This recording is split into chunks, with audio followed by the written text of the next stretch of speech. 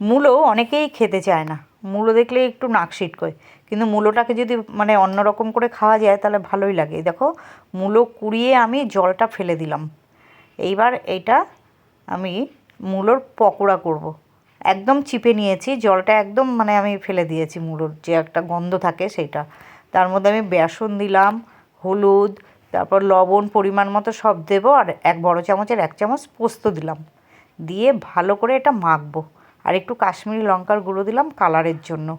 গরম গরম ভাজা শুধুও ভালো লাগবে, আর তোমার ডালের সাথে খেতেও ভালো লাগবে। আজকে শনিবার, বেগুনি করতে বলেছিল আমার কর্তামশাই, আমি না ঘরে মূলো আছে অনেকগুলো, মূলোটা সদ্গতি করি, কিন্তু রাগারাগি করছিল, হ্যাঁ মূলো টুলো খাবো না।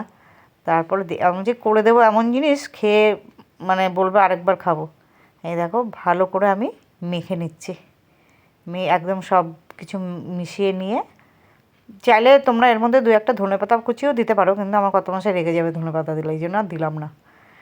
এই দেখো ভালো করে মাখা হয়ে গেছে। এইবার তেল গরম বসিয়ে দিয়েছিলাম, তেলে ছোট ছোট পকোড়ার আকারে আমি দিয়ে দিচ্ছি, ভালো করে ভেজে নেবো এপিট ওপিট করে।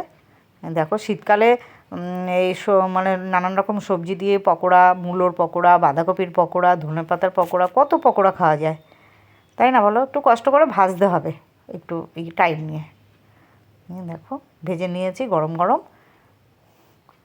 ডালের সাথে খাওয়া হয়ে যাবে।